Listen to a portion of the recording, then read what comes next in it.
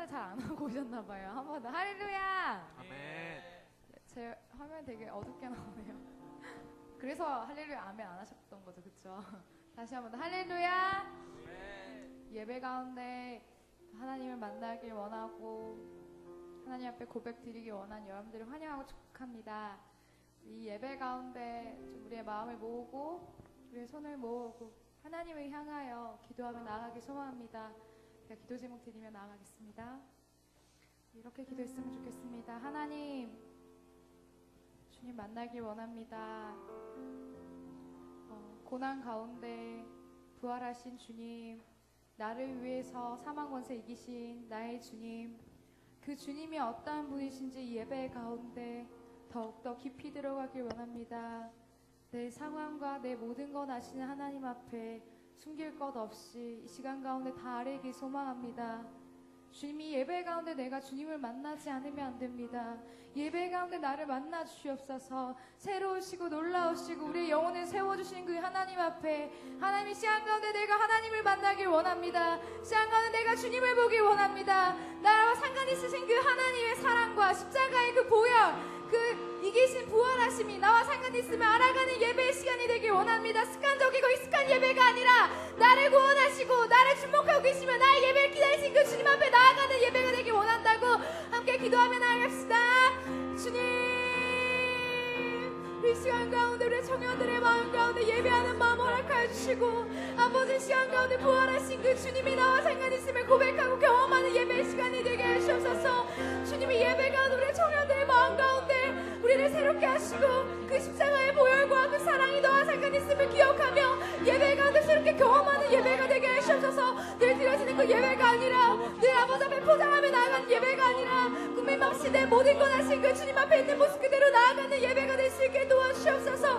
우리 청년들의 그 마음 가운데 성령 하나님 마음을 부어주시고 이 시간 가운데 하나님 아니면 안 됨을 고백하며 이 시간 가운데 주님 앞에 나아가게 해주시옵소서. 우리의 모든 것들 내려놓고 이 시간 가운데 하나님 한번 만나기 원합니다. 주님, 우리가 생각하고 계획하는 모든 것들 다 내려놓고 오직 예수 그리스도 그 한 번만 바라보기 원합니다. 우리의 소망 되시고 위로자 되신 하나님, 변함없으신 진리 되신 하나님 아버지, 시간 가운데 우리 청년들이 하나님을 쫓기 원합니다. 시간 가운데 예수님을 쫓기 원합니다. 그 주님 가운데 우리가 나아가기 원합니다. 주님 붙잡아주옵소서. 주의 보혈 가운데 우리들의 마음 가운데 주님 죄 가운데 하얗게 하여 주시고 주의 보혈 가운데 우리가 주님을 바라보며 새롭게 나아가는 힘을 얻어 주님 믿음으로 주님을 바라보며 예배하는 가운데 나아갈 수 있도록 우리 청년들의 마음 가운데 주님 붙잡아주시고 함께 해주셔서 예배가 돌아오지 않은 이 예배 가운데 우리의 온 마음을 다해서 주님을 만나기 원하며 우리의 온 마음을 다해서 두드리시는 그 주님 앞에 문을 열고 함께 더불어 살아가는 우리가 되게 하시옵소서. 주님이 예배 가운데 주님 믿음의 눈을 바라보며 주 앞에 나아가기 원합니다. 우리의 청년들의 마음을 만져주시옵소서. 예배하는 마음을 더하시고 사모하는 마음과 갈급한 마음과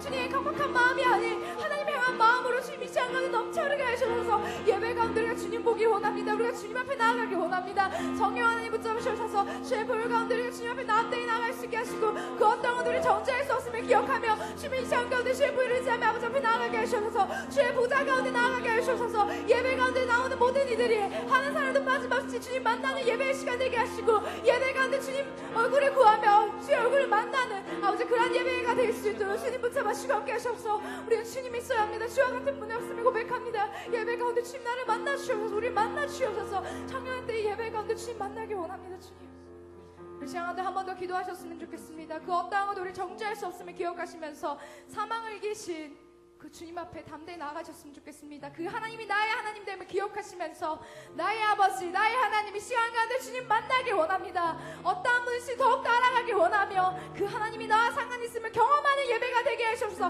남들이 말하는 그런 하나님이 아니라 나의 하나님을 만난 예배가 하시고 주님이 부활주일이 어떠한 의미인지 시간 가운데 그냥 늘 들여왔던 익숙함과 습관을 떠나서 정말 하나님 새롭게 다시 이 부활주일 내가 고백하는 시간 되게 해달라고 한 번 더 예배를 위해서 자신을 위해서 기도하며 나갑시다. 주님이 예배 가운데 우리 청년들의 마음을 붙잡아 주셔서 주님이 시간 가운데 그 어떤 것도 정죄할 수 없음을 기억하며 시간 가운데 주님 앞에 나아가기 원합니다. 우리의 마음 가운데 새롭게 하시고 주님 바라볼 수 있게 도와주셔서 늘 드려왔던 부활주일이 아니라 늘 드려왔던 이 예배가 아니라 하나님 앞에 새로이 고백하며 나의 하나님을 경험하는 예배 시간이 되게 하셔서 십자가의 깊이와 넓이가 남들이 말하는 그런 고백들이 아니라 나의 하나님됨을 고백하며 주님 그것을 이겨내고 아버지 그것을 경험하는 아버지 새로운 고백들이 이루어지는 예배가 될 수 있게 주님 주님 붙잡으셔서 주님 어떠한 것도 우리의 힘을 할 수 없습니다. 그저 아버지 앞에 믿음으로 나아갈 뿐입니다. 주님 성령님 이 시간 가운데 우리 청년들의 마음을 붙잡으셔서 믿음의 눈을 주님을 바라볼 수 있게 하시고 주님 예배 가운데 새로운 주님 만나며 부활이 귀한 주의 사망 권세를 이기신 그 주님 앞에 주님이 나의 하나님됨을 고백하며 하나님 그렇게 주님 앞에 나아갈 수 있게 주님 붙잡아 주옵소서. 우리가 주님 보길 원합니다. 우리가 주님 보길 원합니다. 예배 가운데 우리를 붙잡아 주옵소서. 주님 보길 원합니다. 나의 하나님 이 예배 가운데 주님 만나길 원합니다. 내 모든 것 아신 하나님 이 예배 가운데 내가 주님을 만나야 합니다. 또 그렇게 이루실 그 하나님을 신뢰합니다. 왜냐하면 하나님 살아계시고 이 예배 가운데 우리의 기도와 우리의 중심을 기대하고 계시기 때문입니다. 주목하고 계시기 때문입니다. 주님 어떠한 상황이 있던지 우리 어떠한 감정을 가지고 있던지 어떠한 생각과 계획을 가지고 있던지 이 시간 가운데 그 모든 것들 다 내려놓고 오직 나를 구원하시고 사망 권세 이기신 예수 그리스도 한번 바라보는 예배의 시간 되게 하시옵소서. 우리 안에 갈급한 마음을 주시고 사모하는 마음을 주시고 하나님께 나아갈 수 있는 담대한 믿음 허락하여 주셔서 예배 가운데 우리가 주님 앞에 나아가기 원합니다. 예배 가운데 주 예수 그리스도만 보이는 예배가 되길 원합니다. 그 어떠한 것들은 다 내려놔지고 예수 그리스도 한번 바라보며 소망이시고 빛 대신 그 주님 앞에 나아가는 예배가 되게 하여 주옵소서. 주님 귀한 청년들이 모였습니다. 한 사람도 빠짐없이 주님을 만나고 경험하는 예배의 시간 되게 하시고 익숙함과 습관적인 고백과 이 예배를 떠나서 새로운 우리가 드려지는 주께 고백되어지는 예배의 시간 되기 소망합니다. 성령 안에 우리를 붙잡아 주옵소서. 혹시 우리 가운데 우리의 어떤 모습과 우리의 상황으로 인해서 좌절하고 낭망한 자들이 있습니까? 주님 시간 가운데 일으키시는 그 주님을 신뢰하며 일어나 걸어갈 수 있게 도와주시옵소서. 일어나 주님 품으로 달려가는 예배가 될 수 있도록 주님 인도하여 주시옵소서. 하나님 사망 권세 이기신 그 하나님 생명이신 하나님 그 주님을 닮은 예배가 되길 소망합니다. 그 어떠한 것도 하나님과 우리의 관계를 끊을 수 없음을 선포합니다. 예배 가운데 우리의 예배를 받아주실 줄 신뢰합니다. 왜냐하면 우리 예배 가운데 살아계신 그 하나님께서 우리를 주목하고 계시면 예배 가운데 우리의 예배를 받으시기 때문입니다. 주님 이 예배 가운데 우리가 나아갑니다. 우리 예배를 받아주시옵소서. 주님 한 분 기대하며 그 주님밖에 소망이 없음을 기억하며 나아갑니다. 주님 나를 만나 주시옵소서. 우리를 만나 주시옵소서. 예배 가운데 나의 하나님됨을 선포하고 고백하며 경험할 줄 믿습니다. 주님 우리의 예배를 받아주시옵소서. 주님 예배 가운데 함께 하시는 예수 그리스도의 이름으로 간절히 기도드립니다. 아멘. 이 시간 가운데 자리에 일어나셔서 그 십자가의 깊이와 넓이를 고백하길 소망합니다. 그것이 남들에게만 들려왔던 그런 고백이 아니라 나의 고백임됨을 선포하시면서 신뢰하시면서 그렇게 나아가길 소망합니다. 아멘. 하늘 영광 버리고 이 땅 위에 십자가를 지시고 누구 위해서?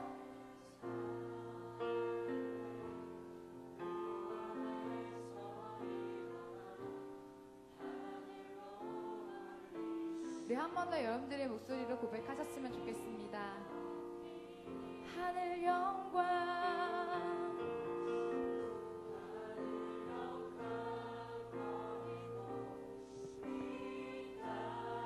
나를 위해서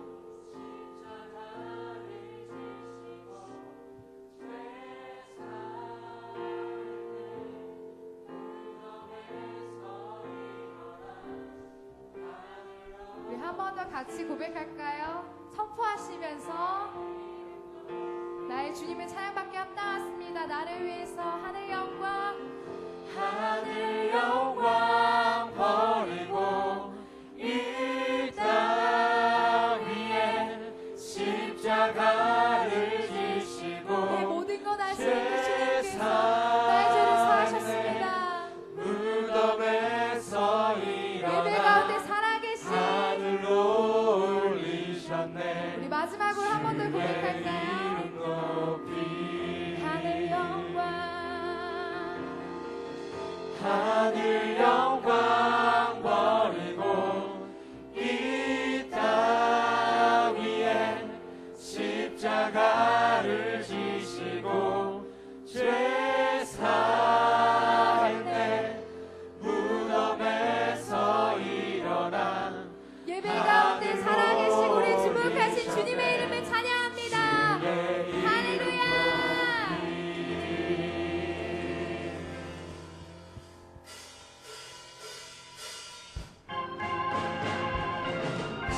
주의 이름 높이며 시간 가운데 주님만을 찬양합니다. 주를 찬양하나이다. 믿음으로 고백하며 나를 구하러 오신 주를 기뻐하나이다. 한 번 더 주의 이름 높이며 주의 이름 높이며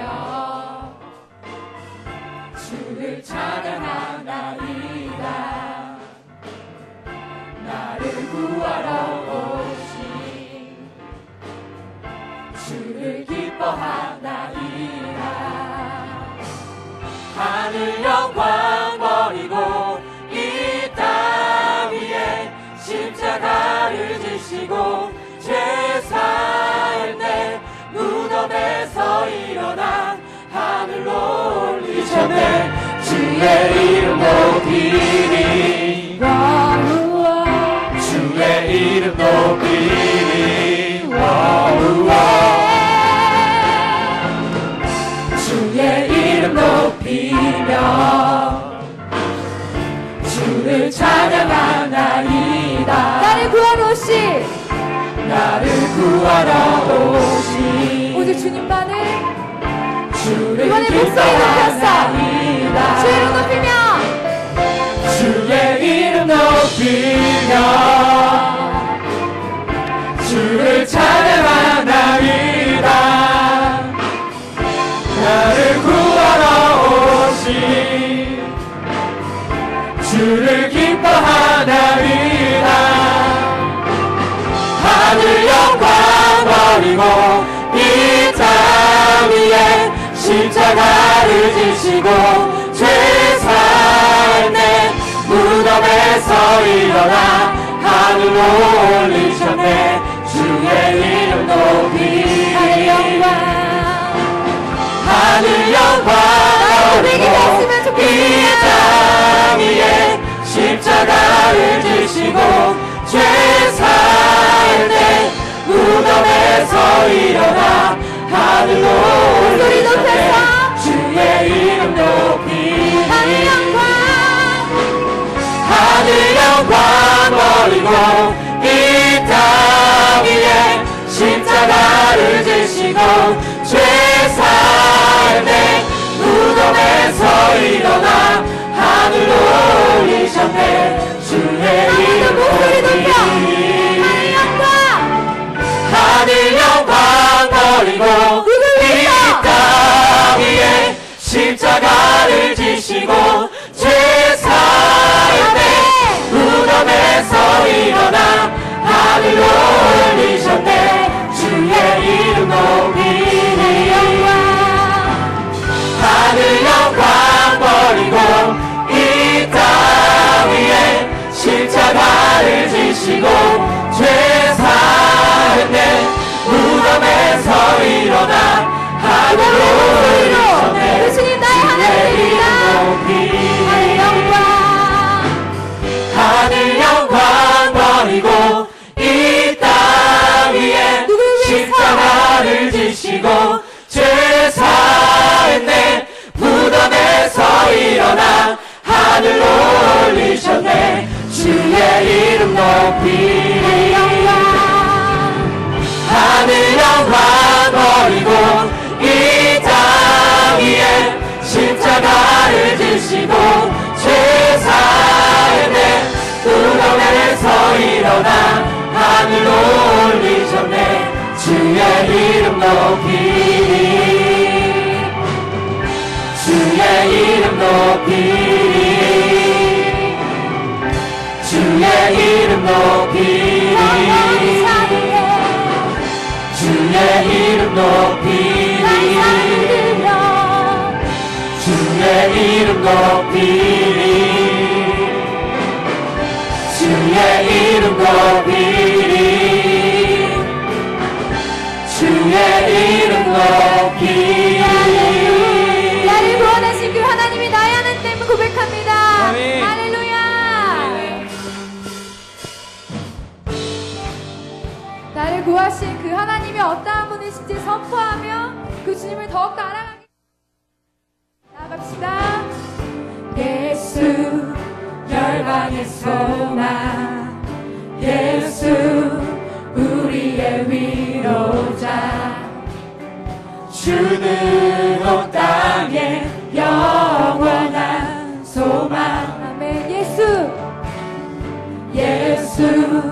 어둠 속의 빛 예수 변함없는 진리 주는 온 땅에 빛이 되시네 우리 위해 죽으시고 다시 사신 생명의 주 주님만이 소망이요 변함없는 반석이라 주님만이 온 세상을 비추시네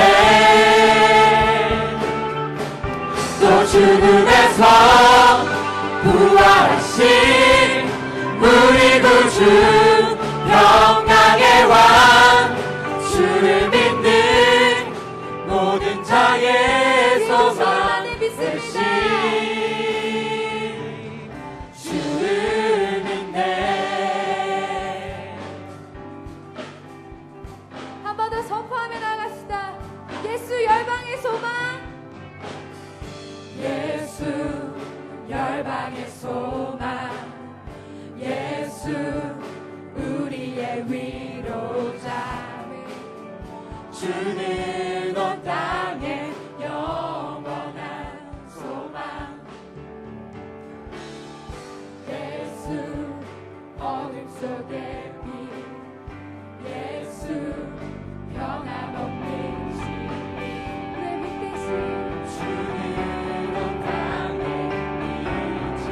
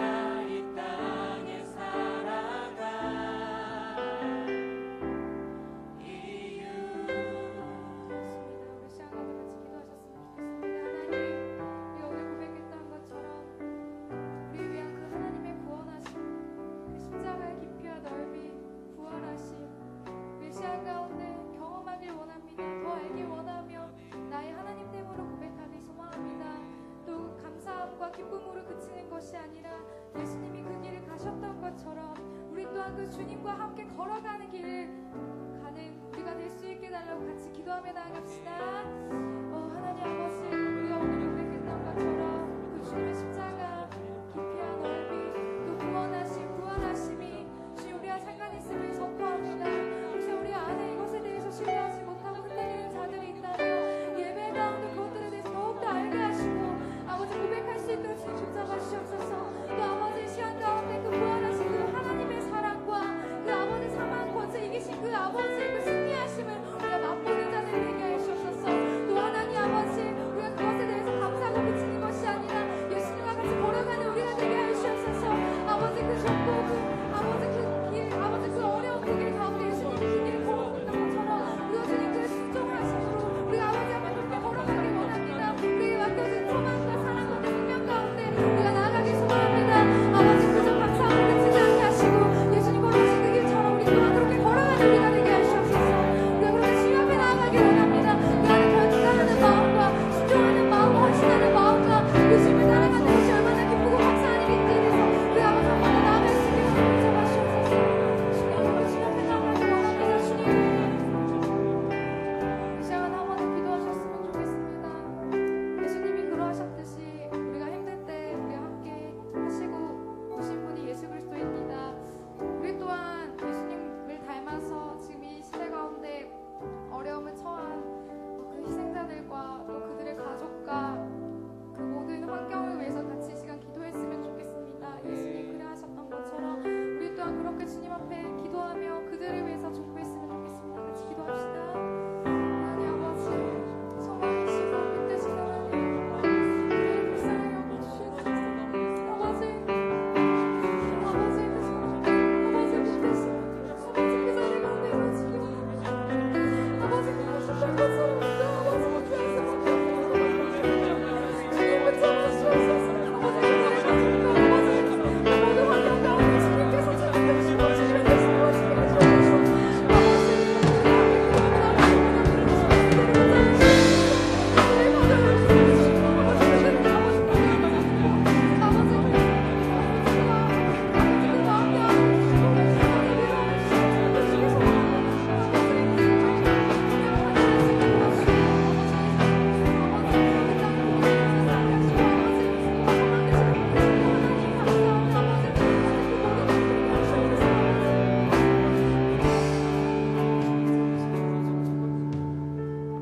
마지막으로 한 번 더 기도했으면 좋겠습니다. 이제 말씀이 선포되어질 것인데 하나님 말씀하여 주시옵소서. 예수님의 그 십자가 깊이 넓이를 더욱더 알아가길 원하고 예배 가운데 경험하길 원합니다. 남들이 말하는 그 하나님이 아니라 나의 하나님됨을 경험하는 예배의 시간 되게 하시고 주님 그저 감사하고 기쁨으로 그치는 것이 아니라 예수님과 같이 살아가는 우리가 되게 하시옵소서. 예수님과 같이 그렇게 걸어가고 순종하며 나아가는 우리가 되게 좀 소망하셨으면 좋겠고 이제 말씀이 선포되어질 것인데 말씀을 위해서 좀 기대하셨으면 좋겠습니다. 하나님 말씀하여 주시옵소서. 우리가 이 말씀을 붙잡고 살아가길 원합니다. 이 말씀이 나의 고백이 되길 원합니다. 주님 순종할 수 있도록 성령 하나님 도와주시옵소서. 또 말씀을 선포하신 목사님 가운데 위에서 기도하시면서 하나님 말씀이 선포되었을 때 하나님 원하시는 말씀 쏟아지게 하시고 목사님을 통해서 이 말씀들이 이루어지게 해달라고 같이 기도하며 나아갑시다. 주님 아버지 이 시간 가운데 기도하며 나아갑니다. 말씀이 이제 선포되었습니다. 우리가 기대하는 마음과 주님 순종하는 마음으로 나아가게 하시고 갈급한 마음과 그런 사모하는 마음으로 아버지 앞에 나아가게 하시옵소서. 말씀이 선포되었을 때 주님 땅이 떨어진 것이 아니라 우리의 삶 가운데 떨어지길 원합니다. 열매 또한 맺는 우리가 되길 원합니다. 주님 붙잡아 주시옵소서. 아버지 붙잡아 주길 소망합니다. 말씀이 선포되었을 때 예수 그리스도 원하시는 그 선포된 말씀들이 쏟아지게 하시고 주님 목사님을 통하여 예배 가운데 주님 사용하여 주시옵소서. 아버지 말씀 가운데 우리가 또한 그렇게 살아가기 소망합니다. 주님 기대하는 마음과 사모함으로 나가게 하시고 나의 하나님 됨을 신뢰하며 고백하며 경험하는 예배 시간 될 수 있도록 주님 붙잡아 주옵소서. 그렇게 우리 주 앞에 나아갑니다. 주님 붙잡아 주옵소서.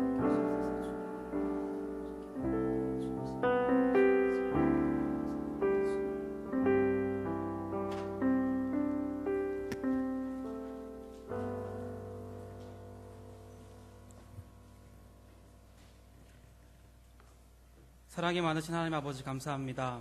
오늘도 저희에게 새 생명을 주시고 이렇게 한자리에 모여 하나님께 예배하게 하시니 감사합니다.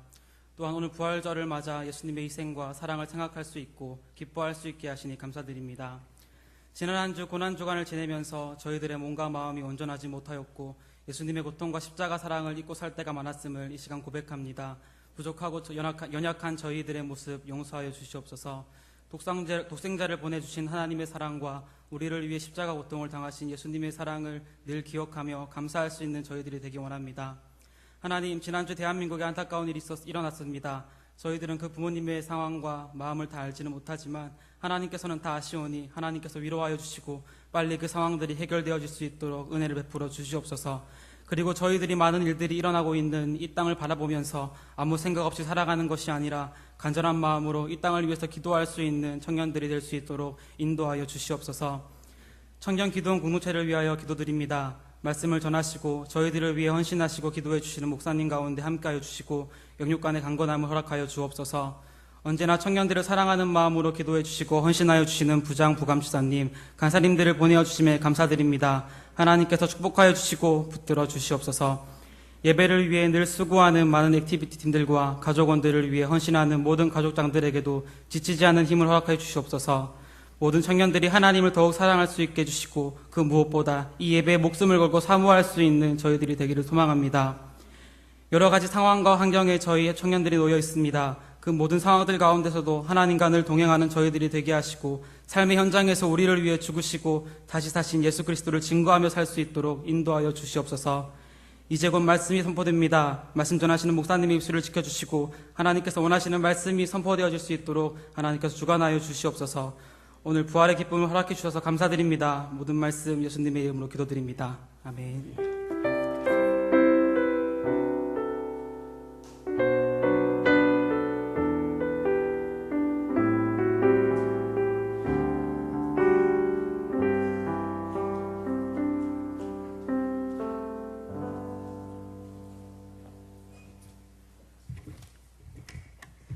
오늘 우리에게 주신 말씀은 누가복음 23장 13절에서 27절 말씀입니다.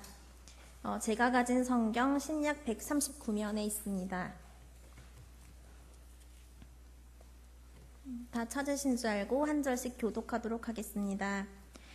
그날에 그들 중 둘이 예루살렘에서 25리 되는 엠마오라 하는 마을로 가면서 그들이 서로 이야기하며 문의할 때에 예수께서 가까이 이르러 그들과 동행하시나 예수께서 이르시되 너희가 길 가면서 서로 주고받고 한 이야기가 무엇이냐 하시니 두 사람이 슬픈 빛을 띠고 머물러 서더라.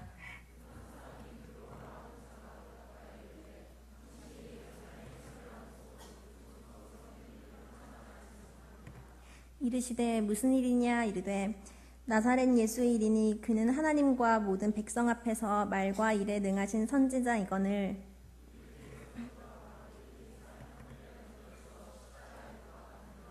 우리는 이 사람이 이스라엘을 속량할 자라고 바랐노라. 이뿐 아니라 이 일이 일어난 지가 사흘째요.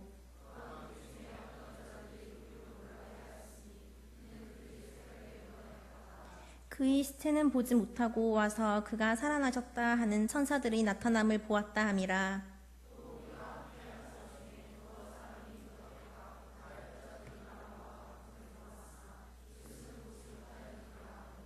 이르시되 미련하고 선지자들이 말한 모든 것을 마음에 더디 믿는 자들이여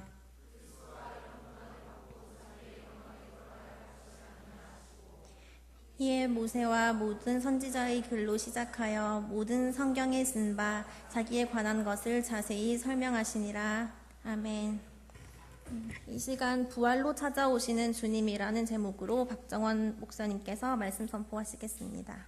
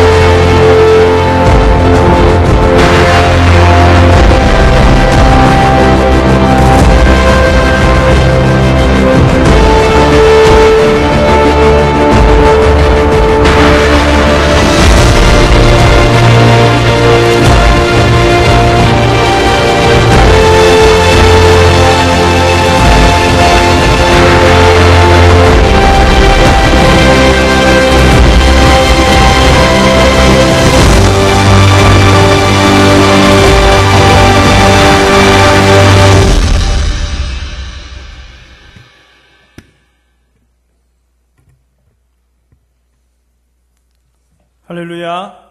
우리 함께 앞뒤 좌우로 인사하시겠습니다. 예수님이 부활하셨습니다. 또 한 번 인사하실 때 예수님의 부활이 나의 부활임을 믿습니다. 다시 한번 인사하겠습니다. 아멘. 여러분 믿습니까? 예, 예수님의 부활이 우리하고 동떨어진 것이고 우리하고 아무런 연관이 없는 것이라면 부활절이 뭐가 그렇게 또 기쁘겠습니까? 정말 이 부활이 여러분 한 분 한 분을 위한 우리 주님의 승리고 우리의 삶의 궁극적인 소망임을 믿으시기를 바랍니다.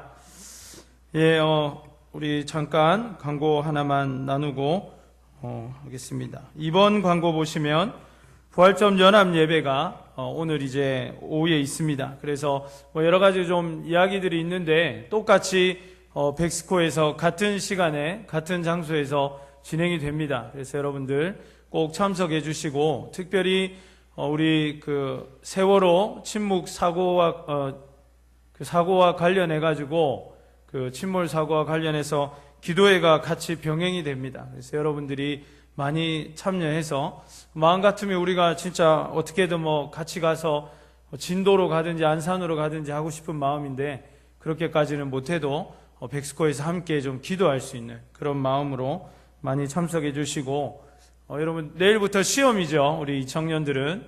그래서 오늘 좀 빈자리도 보이는데 월요일 시험이 아니거나 주님을 향한 완전한 소망이 있는 분들은 함께 가셔가지고 같이 좀 부활의 기쁨과 또 기도를 모으는 그런 일들을 같이 하였으면 좋겠습니다. 오늘 우리 2000년 새 가족이 있습니다. 우리 12기에 김영수 형제가 우리 청년부에 처음 등록하였는데 우리 자리에서 일어나 주시면 박수로 환영하고 축복하겠습니다. 예, 고맙습니다. 예, 우리 준비한 선물, 그래요. 선물을 좀 더 이렇게 우리가 환영하면서 막 이렇게 오늘 우리 집사님들이 다 백스코로 가셨나 보네요. 그죠? 예, 간사님들께서 그러신 것 같습니다. 예, 아무튼 환영합니다. 예, 감사합니다. 말씀 같이 보시겠습니다. 오늘 말씀의 제목이 뭐죠, 여러분? 예, 예수님께서 여러분에게 부활로 찾아오셨습니까? 예, 오늘 그 말씀에 대해서 함께 말씀의 은혜를 좀 나눠보려고 합니다. 성경을 볼수록 또 성경의 진리와 하나님의 영역을 조금씩 알면 알수록 믿어진다는 것이 오히려 신기할 정도로 믿음의 눈이 아니라면 도무지 받아들일 수가 없고 도무지 그것이 맞습니다라고 말할 수 없는 그런 많은 고백들이 성경에 있다는 것을 알게 됩니다. 가령 동정녀, 즉 남자를 알지 못하는 여인이 성령으로 임신을 하게 되었다는 말이라든지 인간의 원죄나 자범죄, 또 이신칭의의 교리와 성령님께서 내 안에 계시고 또 내 친구 안에도 계시고 여기에도 계시고 또 다른 교회도 계시고 또 다른 곳에도 계시고 이런 개념들은 사실은 우리가 생각하면 할수록 이해도 잘 되지 않고 믿어지는 게 참 신기한 그런 하나님의 말씀들이 아닌가 생각을 하게 됩니다. 그러나 생각할수록 신기하고 묵상할수록 신비로우며 믿을수록 더더욱 믿기 어려운 놀라운 진리는 나를 위해서 예수님께서 십자가에 달려 죽으셨고 예언대로 부활하셨다는 사실입니다. 이 진리는 믿음 없이는 인간의 지식과 이해력으로는 도무지 이해할 수도 없고 받아들일 수도 없는 초월적인 신비요 위대한 하나님의 역사임을 고백합니다. 한 사람이 죽었는데 다시 살아난다는 것, 이것은 우리가 가진 상식으로 일반인이 가지고 있는 상식과 믿음으로는 도저히 납득이 되지 않고 수긍이 가지 않는 그러한 이야기라는 것입니다. 성경을 보면 그런 의미에서 당시 안식 후 첫날, 즉 주일 아침 일찍 예수님의 시신을 수습하기 위해 무덤으로 향했던 여인들도 어찌할 바를 몰라 그저 모여있던 베드로와 그 및 제자들도 그리고 그 누구도 예수님의 부활을 생각하거나 기대하고 있었던 사람들이 없었다는 사실을 우리가 알 수가 있습니다. 그저 두려움에 제자들은 어찌할 바를 몰라서 그 자리에 모여가지고 이렇게 할까 저렇게 할까 고민하고 있는 정도였고 여인들도 무덤에 예수님을 찾아갔던 이유도 그 수습을, 시신의 수습을 다 하지 못했기 때문에 찾아간 것에 불과하였습니다. 그들의 눈과 기억 속에는 십자가에 달려 참혹한 모습으로 죽으시고 돌무덤에 장사되신 예수님 외에는 없었던 것입니다. 그도 그럴 것이 마리아와 또 여러 여인들, 그리고 직접 아리마대 요셉과 함께 예수님의 시신을 세마포로 다 쌌고 그것을 그들은 두 눈으로 확인했기 때문입니다. 제자들이 할 수 있는 일이란 이제 우리는 어떻게 해야 하나 갈팡질팡하면서 서로 해답 없는 탁상공론을 하는 것이었고, 그러한 믿음이나 그러한 소속감조차도 없었던 제자들은 예루살렘을 떠나서 자신의 고향으로 돌아가는 것이 그들이 할 수 있는 전부였습니다. 그나마 예수님을 향한 사랑과 충정이 있었던 여인들은 금요일 오후에 돌아가신, 즉 안식일 전날 오후에 예수님께서 돌아가셨기 때문에 이 시신을 빨리 수습하기 위해서 그렇게 대충 할 수 있는 한 최대한 대충 마무리 짓고 이 시신을 수습한 것을 끝냈습니다. 이 율법에 두 가지 문제가 걸리는데, 첫 번째는 뭐냐면 안식일 해가 지고 금요일 해가 지고 나서는 아무것도 해서는 안 되는 것이 율법입니다. 그리고 나무에 십자가에 처형된 사람이 해가 지기 전까지 또 계속 그렇게 달아놓으면 안 되는 이 두 가지 율법이 서로 상충되기 때문에 이 여인들은 최대한 빨리 예수님의 시신을 해가 지기 전까지 수습해서 다시 돌무덤에 안장하고, 그리고 이 안식일을 준비해야 해서 아무것도 할 수 없는 그 율법에 저촉되지 않도록 최대한 서둘렀던 것입니다. 그래서 안식일에는 아무것도 할 수 없으니까 안식일을 마무리 짓고 그 다음 안식 후 첫날인 이 주일 아침, 일요일 아침이 되자마자 이제 다 하지 못했던, 제대로 하지 못했던 예수님의 시신을 수습하기 위해서 그들이 이 이른 아침에 돌무덤으로 향하고 있는 것이었습니다. 그 여인들을 보아도, 성경 어디를 보아도 예수님의 부활을 기다리거나 혹시나 하는 마음에서라도 기대하는 사람은 단 한 사람도 없었습니다. 모두 십자가에 달려 돌아가신 예수님만을 기억하고 있었고, 그렇게 돌아가신 예수님이 그들이 아는 예수님의 전부였던 것입니다. 빈 무덤에서 천사들의 이야기를 듣고 나서야 여인들이 부활하리라는 예수님의 말씀을 기억해내는 것이나, 이후의 사도들과 다른 제자들의 반응을 볼 때에 그들 모두가 분명 예수님께서 부활하실 것이라는 예언의 말씀에 대해서는 분명히 들었다는 것을 알 수가 있습니다. 아무도 기억하지는 못했지만, 아니 아무도 믿지는 않았지만 생각해 보니까 그들 모두가 다 예수님의 부활을 이미 알고 있었던 것입니다. 누가복음에서만 해도 십자가와 고난, 그리고 부활에 관한 예수님의 직접적인 언급이 4번이나 등장을 합니다. 구약의 예언과 또 평소 예수님께서 기록되지 않은 말씀으로 가르쳤던 것들을 다 생각해 볼 때 그들은 이 고난과 부활에 대해서 아주 잘 알고 있었고 많이 들어왔다는 사실입니다. 다시 말씀드려서 그들은 예수님의 부활을 잘 알고 있었지만 예수님의 부활을 전혀 모르는 사람들처럼 부활의 아침을 맞이하고 있는 것입니다. 그것은 오늘 본문에 등장하는 엠마오로 향하는 두 제자들도 마찬가지였습니다. 인류 역사상 처음으로 맞이하는 부활의 아침을 맞이한 그들이었지만 그들의 마음에는 부활의 기쁨이나 승리는 전혀 찾아볼 수 없었고, 알 수 없는 무거움과 뭔가 뒤숭숭한 상황과 마음만이 그들에게 있었을 뿐입니다.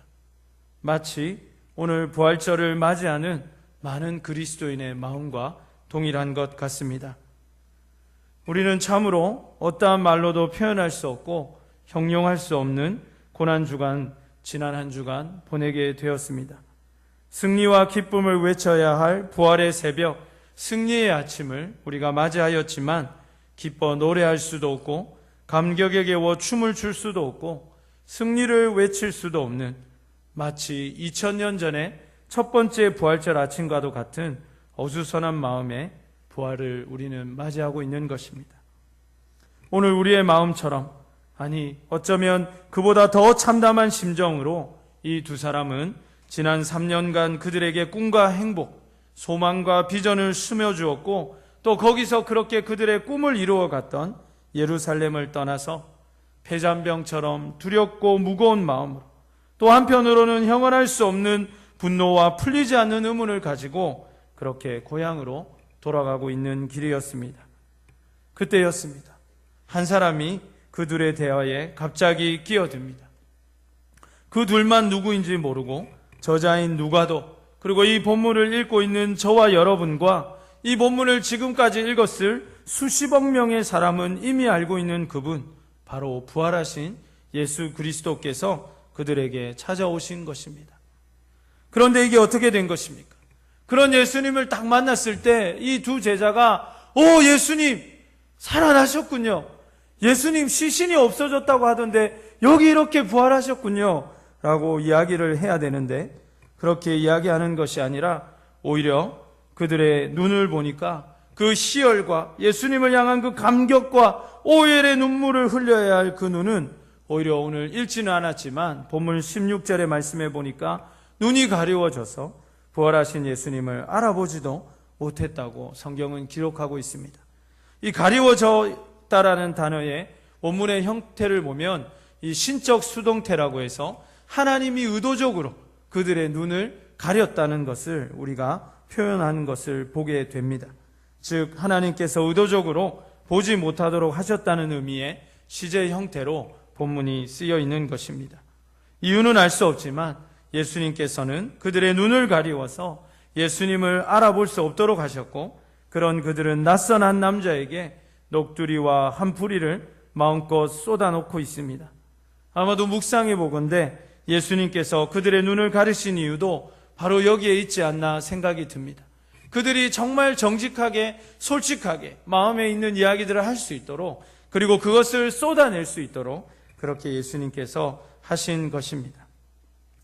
지금 무슨 이야기를 주고받고 있냐는 예수님의 질문에 대해서 마치 대한민국에서 요즘 진도에서는 무슨 일이 일어났느냐고 묻는 사람을 만난 것처럼 제자들은 감정을 실어 울분을 토하며 십자가의 사건을 이야기합니다.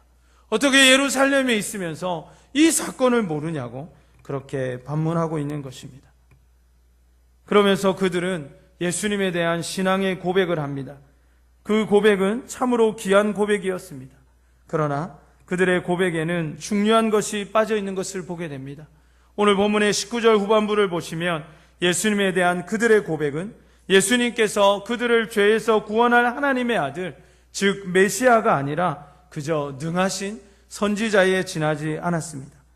21절을 보시면 그들은 예수님을 이스라엘을 속량할 자라고 믿었다고 고백하고 있습니다. 이 표현은 예수님께서 로마의 식민지 하에 있는 이 이스라엘의 왕권을 회복시킬 그러한 정치적인 사람, 새로운 왕국을 건설하리라는 전형적인 표현이었습니다. 즉 그들은 하나님의 방식으로 세워질 영원한 하나님의 나라가 아니라, 눈에 보이고 손에 보이는 나라가 아니라, 하나님의 그 영원한 영광의 나라가 아니라 그저 인간의 왕국, 인간적인 모습의 혁명가, 정치가, 그리고 종교 지도자로서 예수님을 이해하고 있었음을 단적으로 보여주고 있습니다. 그런 그들의 관점에서 보면 예수님은 분명히 실패한 혁명가고 처참한 최후를 맞이한 종교 지도자에 지나지 않았습니다.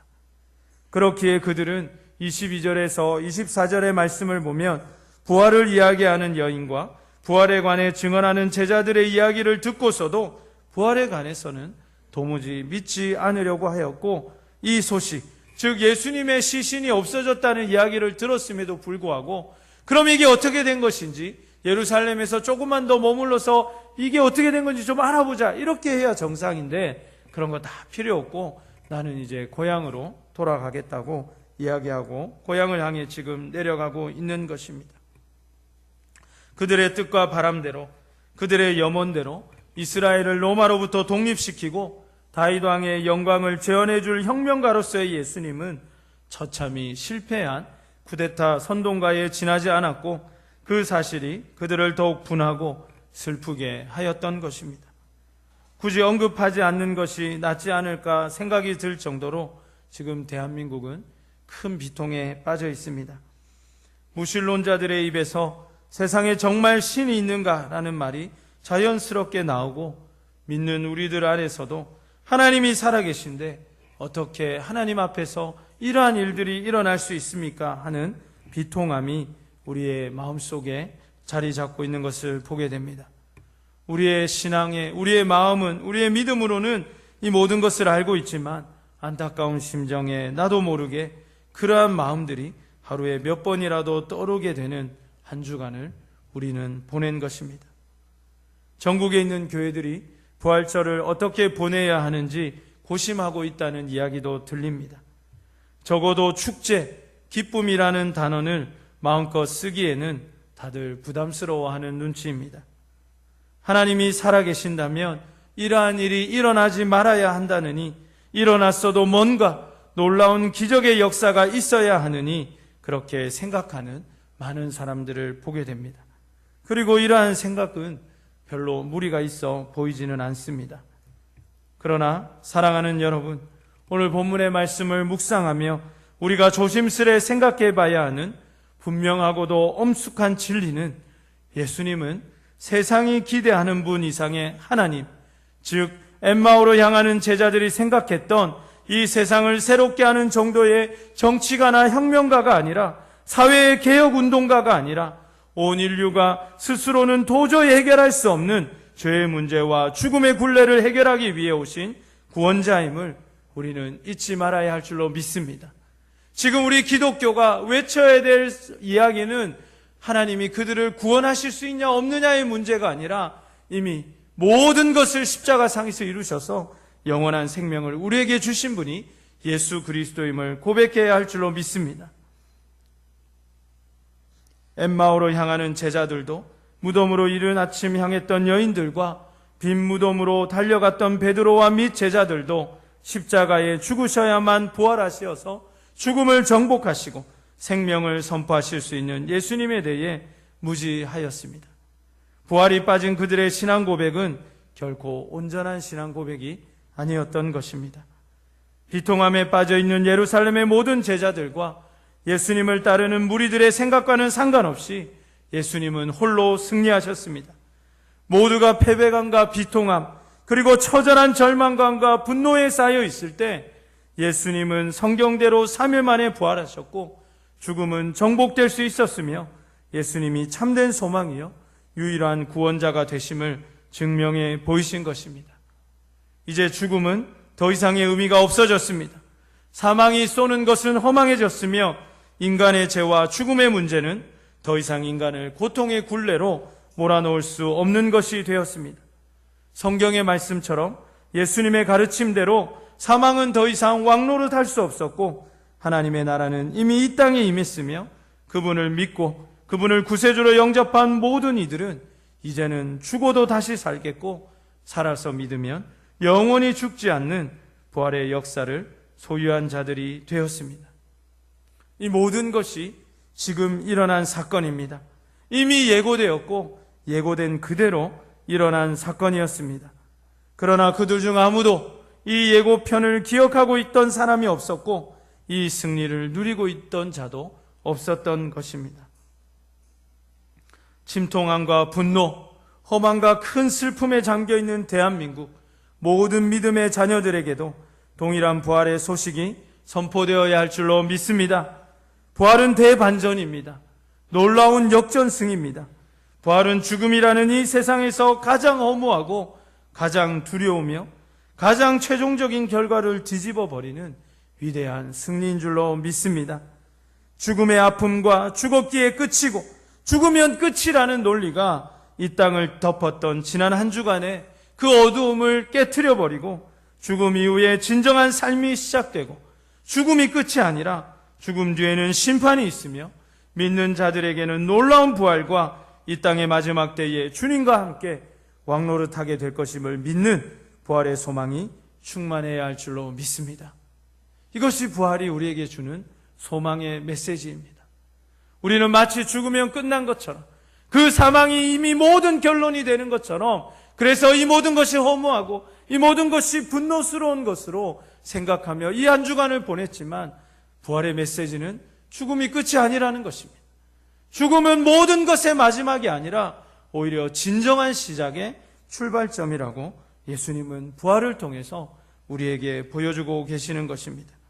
오늘 시간 관계상 우리가 함께 읽지는 못했지만 오늘 본문의 24장 31절에서 32절 말씀을 우리 화면을 통해서 함께 읽겠습니다. 31절입니다. 그들의 눈이 밝아져 그인 줄 알아보더니 예수는 그들에게 보이지 아니하시는지라. 그들이 서로 말하되 길에서 우리에게 말씀하시고 우리에게 성경을 풀어주실 때에 우리 속에서 마음이 뜨겁지 아니하더냐 하고. 아멘. 주님께서 오늘 이 부활의 아침에 우리들의 눈도 밝게 하여 주시기를 간절히 소원합니다. 부활의 진리와 하나님의 말씀의 진리를 더욱 깊게 깨닫게 하여 주셔서 우리들의 마음에도 부활의 소망으로 뜨거워질 수 있도록 역사하여 주시기를 간절히 원합니다. 뿐만 아니라 비통함과 사망의 권세 아래에서 마치 소망 없는 자처럼 부활의 능력이 아니라 부활의 지식만을 소유한 채 낙심해 있는 이 땅의 모든 그리스도인들의 눈이 밝아지고 가슴이 뜨거워지는 동일한 역사가 충만해지기를 간절히 소원합니다. 금요일 새벽 조마조마한 마음으로 며칠간 TV에서 눈을 떼지 못했던 저는 그만 비보를 접하고 말았습니다. 안산에서 섬겼던 교회 집사님 부부의 아들이 그날 새벽 수습된 시신 사망자 명단에 발표된 것입니다. 무사히 구조되기만을 기도했던 우리의 기도와 달리 귀한 아들은 그렇게 마지막 수학여행길에서 유명을 달리한 채 수습되었습니다. 선한 미소로 언제나 묵묵히 교회를 섬기셨던 집사님 부부에게 하나님께서는 이제 대학생이 된 첫 딸아이와 기적적으로 그 둘째 아들을 선물로 주셨습니다. 그렇게 귀한 기적의 아들이 이제 싸늘한 죽음이 되어 인양되었고 금요일에 안산 모 장례식장에 안치되어서 오늘 주일을 보내고 내일 천국을 향한 발인을 하게 된다고 합니다.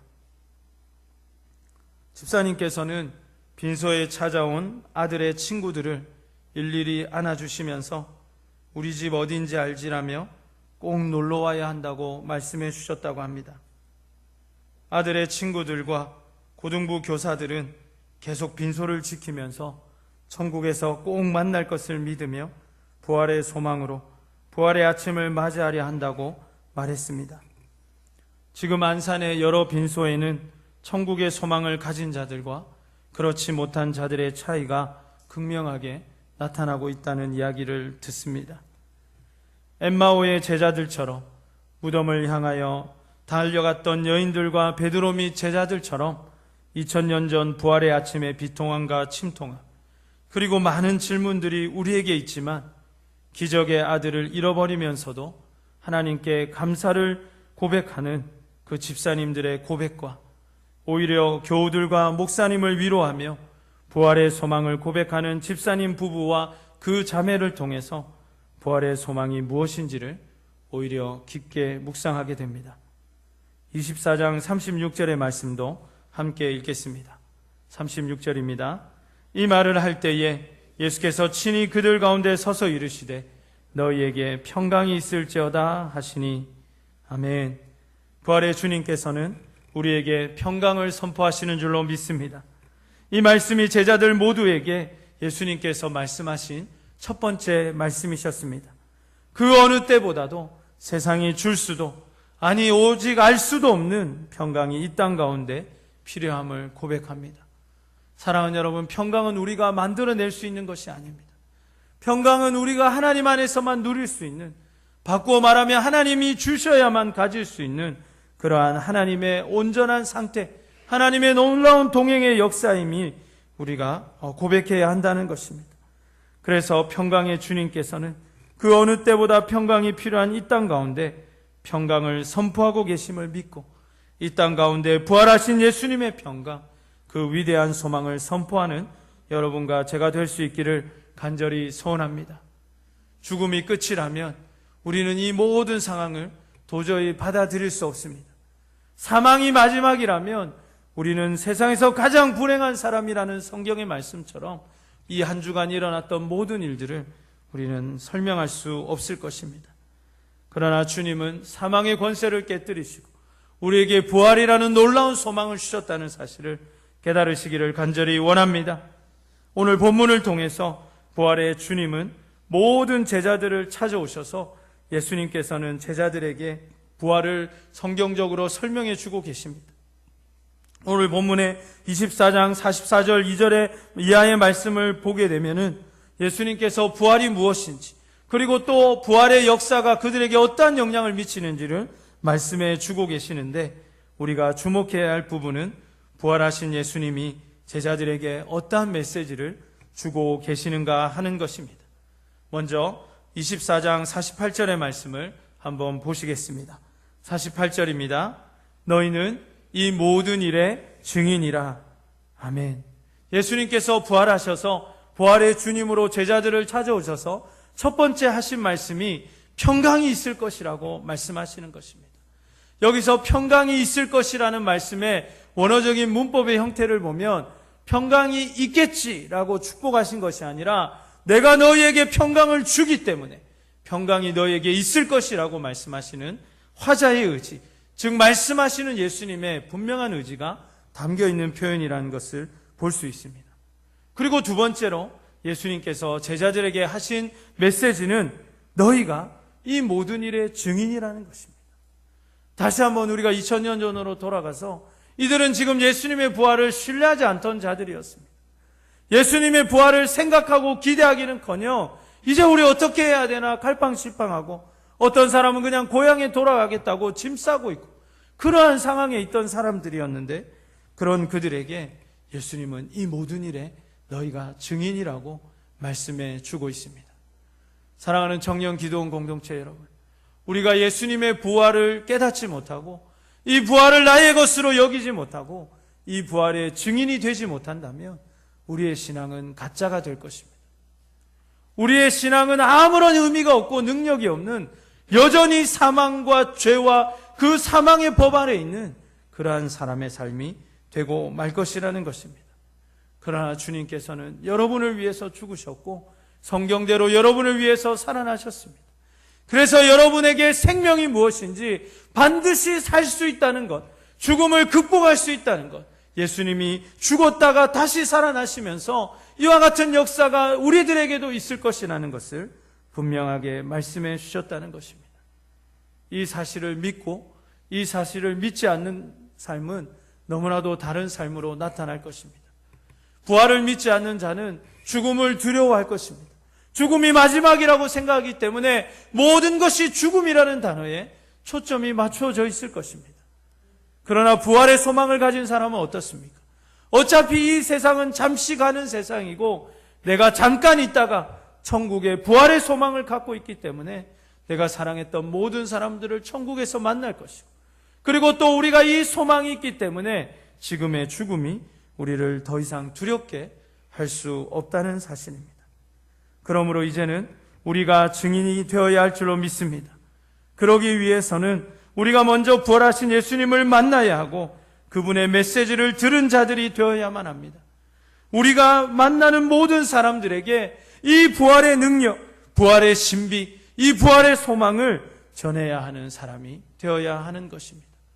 그래서 죽음 때문에 두려워하는 자들에게 이 세상의 죽음이 끝이 아니라고 분명하게 말해줄 수 있는 소망이 여러분에게 있어야 하는 것입니다. 많은 사람들이 두려워 떨고 있을 때에 그 소망이 있기 때문에 우리는 천국에 갈 수 있다고 말할 수 있는 그러한 믿음이 여러분에게 있어야 할 줄로 믿습니다. 마치 이 세상이 마지막인 것처럼, 천국에 가지도 않을 사람들처럼 그렇게 세상의 소망을 두고 사는 사람들이 아니라 천국에 가서 주님 앞에 설 날을 기대하고 그 날들을 준비하면서 주님 보시기에 부끄럽지 않고 주님 보시기에 칭찬할 만한 그러한 삶을 또한 우리가 살게 되는 것입니다. 이제 24장 52절에서 53절의 말씀을 함께 읽도록 하겠습니다. 52절입니다.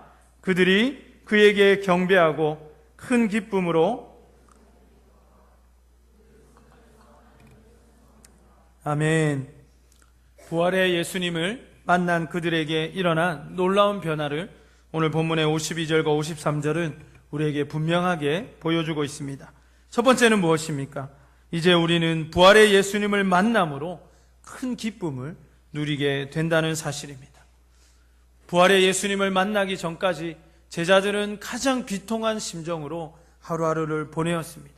그들 눈앞에서 벌어진 일주일의 그 모든 장면들이 지금 마치 우리의 심정처럼 눈으로 보아도 믿기지 않고 아무리 생각해봐도 이해가 되지 않고 도무지 받아들일 수 없는 그러한 장면이었습니다. 불과 한 주 전만 해도 예수님께서는 나귀를 타시고 수많은 군중에 휩싸여서 이제 마치 이스라엘의 왕이 되실 것처럼 그렇게 환영받고 예루살렘 성에 입성하셨는데 한 주가 채 되지 않아서 예수님은 십자가에 달리셨습니다. 그리고 그들이 눈으로 보는 것처럼 그렇게 참혹하고 비참한 모습으로 아무런 능력도 없는 사람처럼 그렇게 피를 흘리고 십자가에서 생명을 잃으셨고 돌무덤에 들어가게 되신 것입니다. 이 모든 것이 그들이 보고 있던 일주일 만에 일어난 일이었습니다. 예수님만 믿고 가족과 모든 것을 떠나서 예수님의 말씀처럼 그렇게 손에 쟁기를 잡지 않고 뒤를 돌아보지 않고 부모도 바라보지 않고 죽는 자들은 죽은 자로 장사하게 하고 달려왔던 그들인데 예수님은 사라져버렸고 이제 그들마저도 아마 대제사장들과 유대인의 종교 지도자들에 의해서 큰 곤욕과 어쩌면 생명을 잃을 수도 있는 그러한 두려운 상황에 휩싸이게 된 것입니다. 그들은 지금 큰 기쁨을 누릴 수 있는 상황이 아니었습니다. 가능하면 빨리 이 예루살렘을 벗어나서 그렇게 유대인의 종교 지도자들에게 잡히지 않는 것, 그래서 고문당하지 않고 처벌받지 않는 것, 그것이 어떻게 보면 그들이 해야 할 가장 우선적인 일이었음에도 불구하고 그들은 예수님을 만나고 큰 기쁨을 누리면서 예루살렘으로 다시 돌아가게 되는 것을 보는 것입니다. 사랑하는 여러분, 우리 또한 부활의 예수님을 만난 자들로서 예수님을 예배하고 예수님을 섬기는 그 사명의 자리로 돌아가야 할 줄로 믿습니다. 잠시 도망쳐 오고 싶은 곳, 잠시 내려놓고 싶은 자리, 그러면 안 되는 줄 알면서도 피했던 자리, 그리고 다시 그 자리에 돌아가서 말해야 하는 줄 알면서도 도무지 용기가 나지 않아서 용기가 없어서 그렇게 사람들에게 말하지 못했던 그러한 말들을 우리는 사명으로 감당해야 할 줄로 믿습니다. 왜냐하면 이제 그들은 죽음을 두려워하지 않기 때문입니다. 부활하신 예수님을 만난 그들은 더 이상 죽음이 두렵지 않았기 때문에 예루살렘으로 돌아갈 수 있었던 것입니다. 예루살렘으로 돌아가면 죽는다는 것을 뻔히 알았습니다. 그리고 실제로 사도 요한을 제외하고는 모든 제자들이 다 순교를 하였습니다. 그렇지만 그들이 돌아간 이유는 무엇입니까? 내가 죽지 않겠구나 하는 것이 아니라 죽음이 마지막이 아니라는 것을 부활하신 예수님을 통해서 깨달았기 때문입니다. 다시 말해서 그들은 죽음이 정복된 것을 보았기 때문입니다. 죽음을 정복하고 3일 만에 성경대로 살아나신 예수님을 만났기 때문에 그들은 더 이상 이 죽음 아래 있지 않을 수 있었다는 것입니다. 우리에게도 이러한 부활의 소망이 넘쳐야 할 줄로 믿습니다. 죽음은 두려운 것입니다. 누가 죽고 싶어 하겠습니까? 그러나 이 죽음이 우리를 절대로 마지막으로 이끌지 못한다는 사실을 여러분 믿으시기를 바랍니다. 하나님이 우리에게 사명을 주셔서 우리의 생명을 길게 하셔서 많은 일들을 섬길 수 있도록 우리가 그렇게 기도해야겠지만, 그리고 또 조심하면서 살아야 되겠지만, 그러나 우리에게 죽음의 두려움이 아니라 부활의 소망이 있어야 함을 절대로 잊지 않는 여러분이 되시기를 바랍니다. 끝으로 오늘 본문은 부활의 예수님을 만난 그들이 늘 성전에서 하나님을 찬송하였다고 기록하고 있습니다. 자기가 그리스도인이라는 것이 발각되면 안 되는 때였습니다. 그들은 일부러라도 저는 예수님하고 관련이 없는 사람입니다 라고 말하고 다녀야 될 사람들인데 오히려 그들은 성전에 모여서 하나님을 찬송하였습니다. 찬양이라는 것이 무엇입니까? 하나님을 하나님으로 인정한다는 것입니다. 내 고백을 하나님을 향한 고백으로 초점을 맞춘다는 것이 찬양의 의미가 아니겠습니까? 그러므로 그들은 담대하게 내가 바로 그리스도인이라고 고백하였고 하나님을 하나님으로 인정하면서 늘 성전에서 하나님을 찬송하며 성정 중심의, 교회 중심의 신앙을 보여주고 있는 것입니다. 말씀을 마무리하려고 합니다. 부활의 전제 조건은 죽음입니다. 병에 걸리지 않고는 치유될 수 없고 태어나지 않으면 죽을 수 없는 것처럼 죽지 않고는 부활할 수가 없는 것입니다. 그러므로 사랑하는 여러분, 우리가 주님 안에 죽어야 할 줄로 믿습니다. 주님 안에 그리스도와 함께 못 박혀서 이제 우리가 그 부활의 영광을 누려야 하는 것입니다. 많은 사람에게 죽음은 두려운 것이고 많은 사람에게 죽음은 피해야 할 것이지만 그러나 주님께서는 우리가 죽지 않으면 열매를 맺을 수 없다고 했고 주님께서는 우리가 죽지 않으면 주님 안에서 또한 다시 살아날 수 없다고 말씀해 주고 있는 것입니다. 갈라디아서 2장 20절 말씀을 마지막으로 함께 읽겠습니다. 갈라디아서 2장 20절 말씀입니다. 내가 그리스도와 함께 십자가에 못 박혔나니 그런즉 이제는 내가 사는 것이 아니요 오직 내 안에 그리스도께서 사시는 것이라. 이제 내가 육체 가운데 사는 것은 나를 사랑하사 나를 위하여 자기 자신을 버리신 하나님의 아들을 믿는 믿음 안에서 사는 것이라. 아멘. 그렇습니다. 이것이 부활의 신비입니다. 우리가 그리스도와 함께 십자가에 못 박히지 않으면 우리는 다시 예수님의 부활의 소망을 누리지 못하게 될 것입니다. 그러므로 그리스도의 십자가 안에서 함께 그리스도와 죽고 그리스도와 다시 사는 여러분 되시기를 간절히 원합니다. 그리스도와 함께 십자가에 못 박힘으로 예수 그리스도 안에서 생명을 누리는 부활의 능력과 소망을 누리는 여러분 되시기를 간절히 소원합니다. 우리는 십자가에서 죽으신 예수님, 그래서 모든 것이 거기서 끝나버리고 멈춰버리고만 예수님을 믿는 것이 아닙니다. 우리는 성경이 오랫동안 또한 여러 차례로 예언한 대로 뿐만 아니라 예수님께서 친히 예언하신 그대로 3일 만에 죽음을 정복하시고 다시 살아나신, 죽음을 정복하신 그 부활의 예수님을 믿는 것입니다. 그러므로 우리가 믿고 섬기는 예수님은 십자가의 죽음으로 멈추신 분이 아니라 부활을 통해 죽음을 이기시고 모든 잠자는 자들의 첫 열매가 되셔서 우리도 그렇게 첫 번째 열매가 있다는 것은 무엇입니까? 나무의 첫 번째 열매가 열렸다는 것은 두 번째, 세 번째, 네 번째, 다섯 번째 열매가 연속으로 일어난다는 것입니다. 아, 정말 이것이 되는구나 하는 것을 믿을 수 있다는 것인데, 그렇게 우리에게 부활의 소망으로 그렇게 주님은 찾아오신 것입니다. 이 고백, 이 믿음, 이 신앙이 여러분에게 충만하여서 부활의 증인이 되시고 부활의 소망으로 늘 승리하시기를 간절히 원합니다. 또한 이 땅 가운데 슬픔과 비통에 잠긴 모든 분들에게도 부활의 소망이 그 어느 때보다 위대한 소망으로 선포되어서 부활의 소망, 부활의 능력이 충만하기를 간절히 소원합니다. 우리 함께 자리에서 일어나서 결단의 찬송 드리겠습니다. 주님과 함께 십자가에 못 박힘으로 주님과